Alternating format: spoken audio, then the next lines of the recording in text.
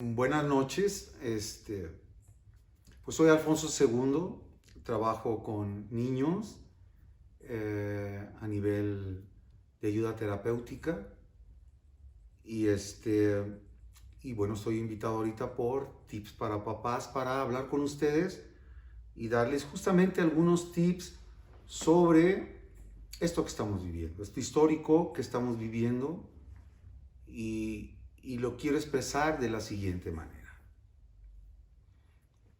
Eh, con padres de familia hace poco estuve hablando sobre cuáles han sido las condiciones de anidarnos, cómo hemos hecho nuestro nido en esta pandemia. Metafóricamente vamos a hacerlo así. ¿Qué importancia ha tenido este anidamiento? ¿Cómo nos hemos ido anidando en casa? ¿Cuáles fueron las condiciones más importantes en la pandemia de papá, de mamá, de nuestros hijos? ¿Y cómo ha funcionado nuestro nido hasta ahora, en este ya casi un año de encierro? Entonces creo que ahorita, iniciando este 2021, es muy pertinente que ustedes puedan revisar el nido para ver cómo podemos mejorar este anidamiento que todos hemos hecho. Si se dan cuenta, hemos preparado nuestra casa, hemos anticipado los alimentos, los lugares, pensar en todo lo que cada familia ha hecho en este anidamiento. Y luego, pues revisar el nido. ¿Cómo está actualmente ese nido, por ejemplo, en estos fríos? ¿Qué ha cambiado en ese anidamiento? ¿Qué ha aumentado? ¿Qué ha disminuido? ¿Cómo va principalmente el tema de la ansiedad en este anidamiento? Luego entonces, la ansiedad de papá, la ansiedad de mamá y la ansiedad de nuestros hijos. Entonces, vamos a empezar. ¿Cuáles son en este nido, nuestra casa, cuáles son los lugares privilegiados de la familia, de papá, de mamá, de nuestros hijos? ¿Cuáles son? Si han sido históricamente en esta historia de nido, de casa, son los mismos o en esta pandemia se han modificado. ¿Qué ha cambiado? ¿Cómo nos hemos anidado? ¿Cuáles son los espacios que más utilizamos? Observarlos. ¿Cuáles son los espacios que no hemos utilizado? ¿Y por qué? Luego entonces es un momento de espacializar, de modificar quizás, de adecuar más este anidamiento, este nido para estar mejor. Los niños, ¿cuáles son los espacios que sus hijos tienen ahora? ¿Cuáles son los espacios de juego dentro de casa? ¿Cuáles no? Luego entonces aquí podemos replantear el uso de todos los espacios en la casa. Todos deben de participar. Debe de participar papá, mamá y principalmente nuestros hijos. Seguramente en nuestra casa tenemos algunos lugares que están llenos de cosas. ¿Qué podemos hacer para habilitarlos en función de la movilidad del niño? Luego entonces, el primer tip es revisar nuestro nido. Revisar nuestro nido. Ahora, ¿qué ha sucedido en estos abril, mayo, junio, julio, agosto, septiembre, octubre, noviembre, diciembre, enero? 10 meses. ¿Qué ha sucedido con nuestros ritmos de nosotros? Con nuestras ansiedades, con nuestras angustias, con nuestros enojos. Entonces, lo primero que quiero compartirles es sobre el tema del ritmo circadiano. El ritmo circadiano es el ritmo del cuerpo en 24 horas. Fíjense bien. Y ese ritmo circadiano está ahorita movilizado por el encierro. ¿Cuáles han sido para mí? Eso es lo que seguramente hay muchos factores, pero yo quiero señalar los que tienen que ver con la motricidad.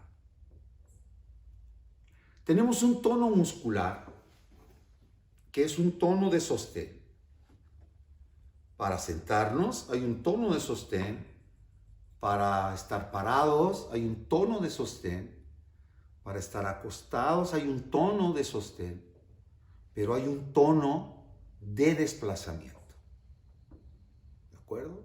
Y ese tono de desplazamiento, desde el andar, correr, todo lo que implica desplazamiento, locomoción, está roto. Y ese factor, más la falta de sol y de aire, que sería uno, esos dos factores, para mí, están causando mucho, han roto este ritmo circadiano. ¿Cómo vamos a ver esa emergencia de este ritmo circadiano modificado por el encierro? Bueno, dos factores que quiero señalar inmediatamente. Para mí, el primero es el dormir, el sueño. Seguramente todos lo tenemos modificado, dormimos mal, nos despertamos, nos volteamos, no dormimos bien. ¿Por qué? Porque justamente este desplazamiento, donde liberábamos muchísimas cosas, está truncado. Y la falta de sol también, que son dos elementos que van a ocasionar mucho movimiento. Está el del dormir, pero también está el de la alimentación, que está. Entonces también el hambre, si ustedes se dan cuenta, pues en algunos será de una manera, en algunos será de otra, pero todo este ritmo está alterado. Está alterado. Entonces, pues vamos a comer a deshoras, o vamos a comer de más, o vamos a estar comiendo por ansiedad. Y entonces todo esto, ¿qué vamos a hacer? ¿Cómo vamos? Y vendría el tercero, que para mí es fundamental: las emociones. Luego entonces, pues ¿cómo estamos emocionalmente? ¿Sí? Las emociones están trastocadas. Estamos produciendo corticoides, creo que son, que nos alteran muchísimo por el encierro y nos hacen ser a veces agresivos. Si ustedes se dan cuenta, al salir a la calle a manejar, pues sentimos esa agresividad por el encierro. Y también otro factor importante, tenemos alterado la dimensión temporal. Si ustedes se dan cuenta cómo está funcionando la temporalidad en este momento, en la vida normal, ordinaria que teníamos antes de la pandemia, pues creo yo, normalmente estamos asentados en lo que nos pasó anteriormente y en lo que queremos en el futuro, Y el presente casi no nos asentamos en la dimensión del presente. Y en el niño es todo lo contrario. El niño está ubicado en el aquí y el ahora, en el presente. Pero ahorita con el encierro, todos estamos igual que los niños. Estamos viviendo el aquí y el ahora, ¿no? Estamos en el presente. Nos cuesta trabajo ir al pasado, nos cuesta trabajo ir al futuro. Y eso nos va a provocar mucha angustia y mucha ansiedad. Entonces, si se dan cuenta, estos dos factores, vuelvo a retomar, la falta de tono, de desplazamiento, ¿sí? Y la falta de sol y de aire, creo que son dos elementos fundamentales. Pero ¿qué hacer? ¿Qué hacer en este momento grave de la pandemia, en un momento de vida y de muerte, que nos ha costado mucho trabajo entender esa dimensión de vida y de muerte? Hasta ahorita, a muchos de nosotros que ya tenemos el COVID entre nuestras amistades, dentro de la familia, nuestra ansiedad está aumentando más. ¿Sí? Y también nos hemos dado cuenta que en 9 meses en el mundo entero murió 1 millón de personas. ¿Sí? Y en pocos meses, ahorita, en 3 meses, acaba de morir otro 1 millón. Entonces la situación es grave y es necesario ahorita pues todas las medidas que está tomando el gobierno del Estado. Luego entonces, ¿qué medidas vamos a tomar nosotros? Primeramente, en nuestro nido, a fines del invierno, casi ya principios de la primavera, ¿sí? ¿Y qué medidas vamos a tomar para ayudar a reestructurar este ritmo circadiano, este ritmo de las 24 horas? Luego entonces, pues los tips son: el niño debe de jugar. Los papás también. Los niños deben de hacer actividad física. Los papás también. En un mundo muy sedentario, ustedes lo saben, donde casi ya no nos movemos. Y ahorita nos estamos dando cuenta que la actividad física y el jugar son vitales para poder darle forma a este ritmo circadiano que está movilizado. Bien, los desplazamientos dentro de la casa van a estar limitados. Los paseos, yo estuve recomendando salir a pasear, salir a caminar hasta diciembre, pero ahorita ya no puede pasar. Luego entonces tenemos que modificar este nido, buscar todas las posibilidades de acción motriz, de acción lúdica en nuestra casa. ¿Cómo vamos a transformar este nido ahora en un nido de acción? En un nido de acción, transformación de este ritmo circadiano, para poder justamente integrarnos en esta unidad y pues estar más sanos. Y poder justamente que el cuerpo reaccione a producir justamente todo este sistema inmunológico que en el encierro, desgraciadamente, se está fragilizando. Y que ya todos están hablando de eso. Por un lado estamos esperando la vacuna, pero por el otro lado estamos encerrados. Y es fundamental la acción motriz y el juego para justamente fortalecer el sistema inmunológico. Desde luego con la alimentación también. Pero entonces ya no podremos salir a pasear. Todo lo tendremos que organizar en nuestro nido. Luego entonces la tarea es cómo estructurar estos espacios de acción en casa. En redes sociales, como papás, pueden encontrar un montón de cosas, de ideas, porque las hay.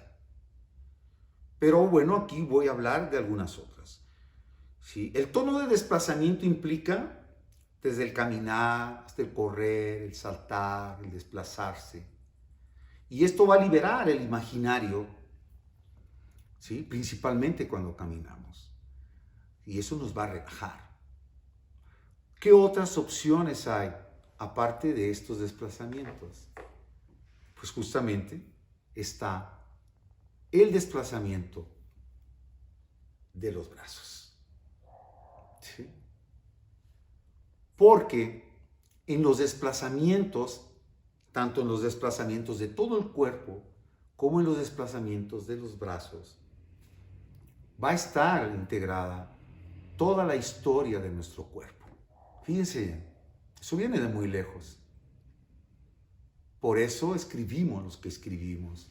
Por eso dibujamos lo que dibujamos. Por eso modelamos lo que modelamos.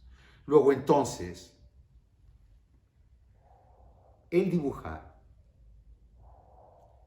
el modelar,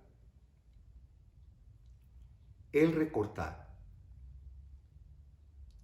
el construir con maderas, con legos,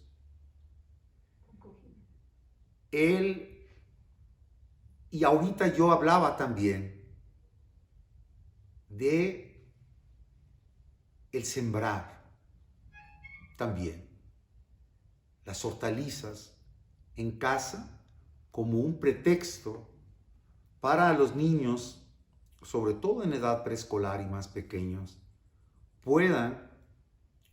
podamos ayudarles a sensibilizarlos en esa espera que todos tenemos adentro en el encierro y que nos desespera. No sé si me doy a entender. Y en esta espera de dibujar, de modelar, de construir y de sembrar, posiblemente la espera es una espera llena de esperanza, una espera esperanzadora. El simple hecho que un niño pueda observar con mamá, con papá, con sus hermanos, cómo nace un frijol en un algodón, unas lentejas, un garbanzo, un maíz, lo que ustedes quieran, y que el niño pueda hacer todas estas experiencias, creo yo que van a ser de mucha ayuda en este concepto de espera, porque el niño va a tener que esperar para ir viendo cómo va germinando una semilla, va a tener que esperar si no termina su dibujo para terminarlo al día siguiente, si no termina, qué sé yo, un rompecabezas, un Lego. La espera es importante.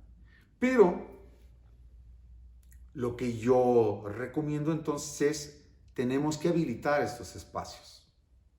Un espacio para el dibujo, un espacio para el modelaje con plastilina, con masa, un espacio para la construcción con legos, con rompecabezas, con madera, con material de desecho, qué sé yo, donde el niño pueda construir, donde el niño pueda construirse. Y en esa construcción, en ese dibujo, en esa espera de la germinación, el niño va a ir justamente mediando esas angustias en una angustia esperanzadora, de placer. Luego entonces, es una actividad libre para el niño. Lo que yo sugiero justamente es que los dejemos libres, donde ellos puedan tomar decisiones de colores, de formas, puedan ser libres, porque justamente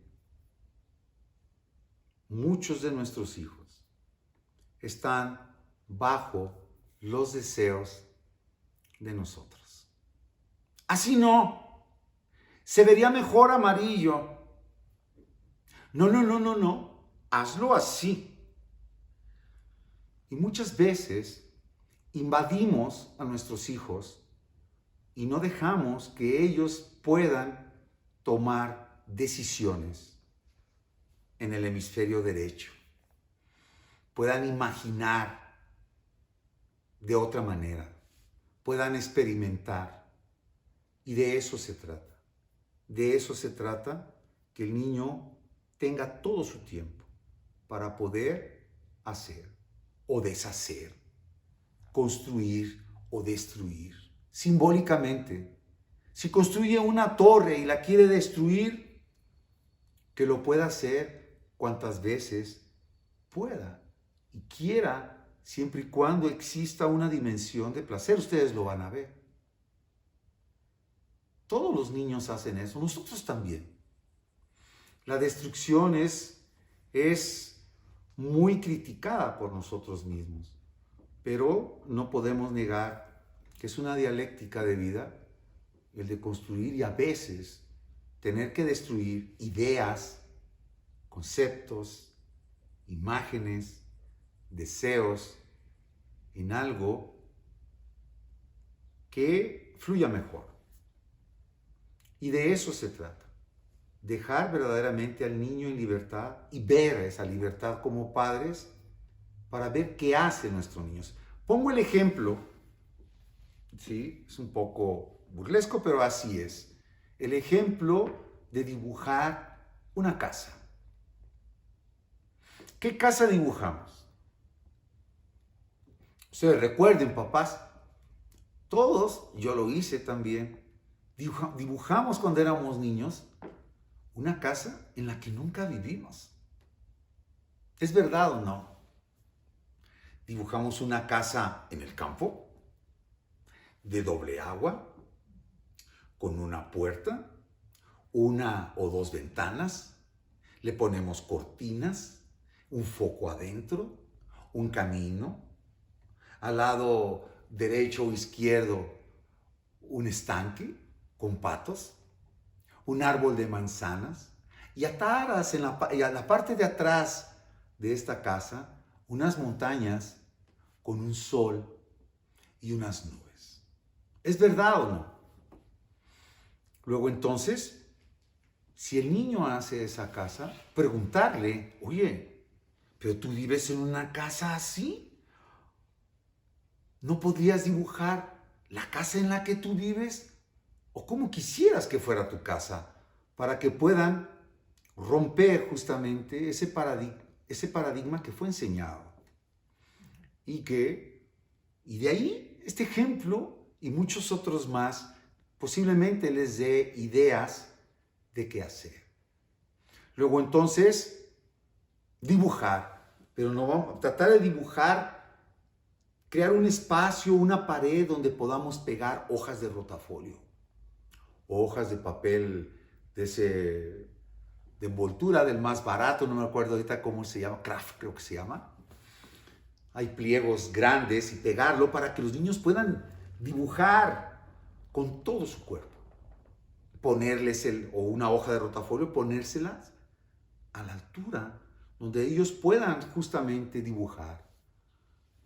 O reciclar papel para que ellos puedan. Hay muchas actividades. Luego entonces, esta actividad plástica va de por medio toda la historia inconsciente de nuestro cuerpo.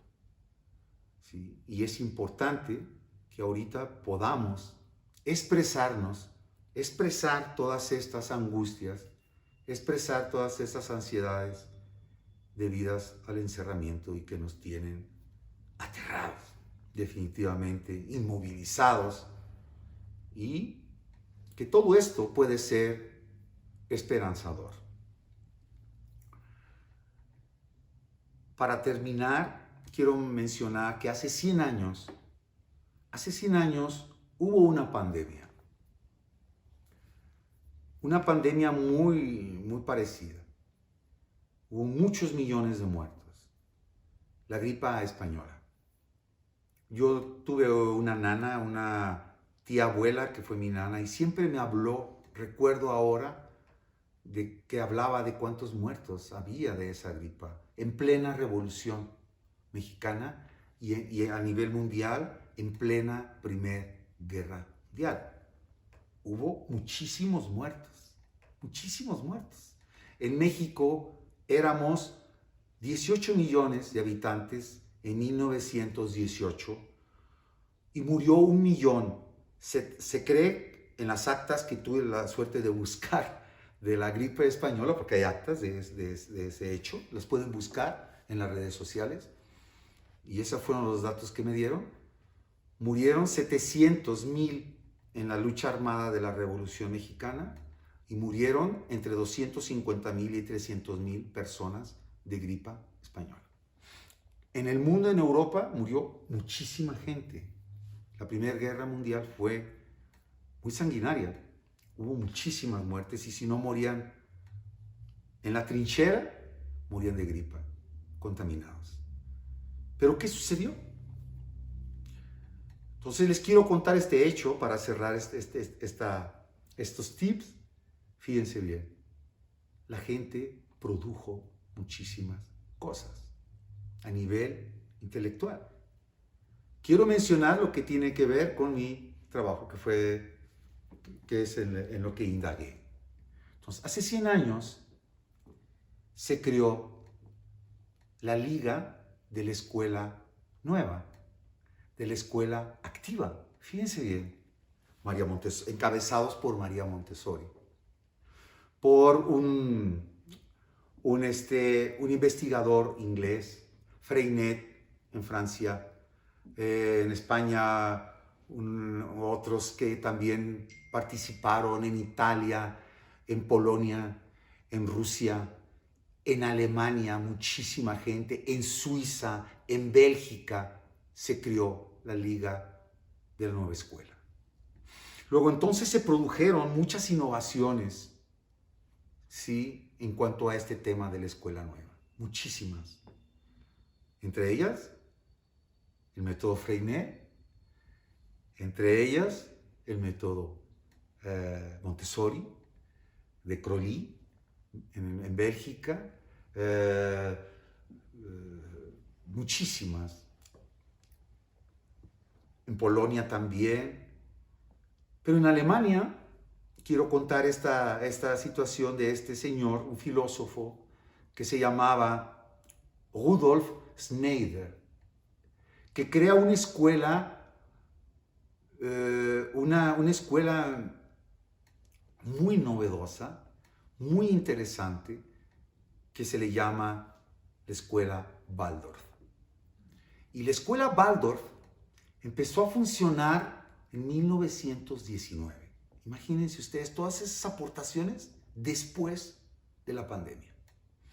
En 1926, el nacionalismo alemán empieza a tomar fuerza. Y esta liga se ve presionada por el nacionalismo alemán. En 26 muere Rudolf Schneider y en 33 gana el nacionalismo alemán, Hitler. Y todo esto deteriora todas estas aportaciones de la escuela nueva. Se quedan en stand-by. Por eso ahorita, si se dan cuenta, una de las escuelas activas más alternativas que hay es justamente la escuela Waldorf, que nació en la pandemia. La Montessori sigue siendo una de las escuelas activas más alternativas. El método Freinet, el método de Crolli, este método que ahorita no recuerdo de los ingleses y de los polacos. Y todo esto nace. Karl Orff también. Por ahí hay una aportación de Karl Orff, el de Carmina Burana, con un método musical para los niños, alemán. Entonces, hubo muchísimas aportaciones. Pero toda esta escuela nueva se queda en stand-by y muchos alemanes tienen que salir por judíos, también que aportaron muchas cosas, tienen que salir de Alemania en 33. Y en 39, pues esto se queda en stand-by porque en 40 empieza la Segunda Guerra Mundial.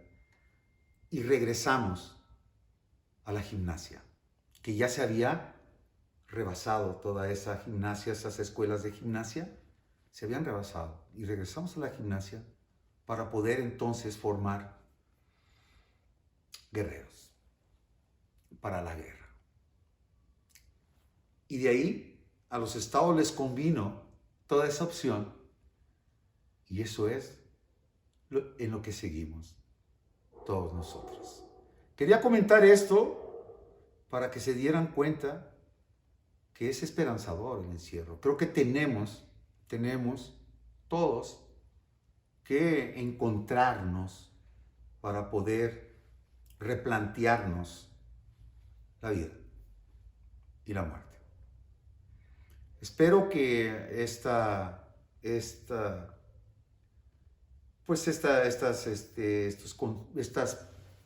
plática que acabo de tener con ustedes les pueda dar algunos tips, como en la revista. Tips para papás, donde ustedes puedan inventar, puedan experimentar todos en este nido que debe ser un nido dinámico, un nido de acción, un nido esperanzador, un nido lleno de esperanza por la vida y por la espera de mejores condiciones para vivir pronto. Muchas gracias.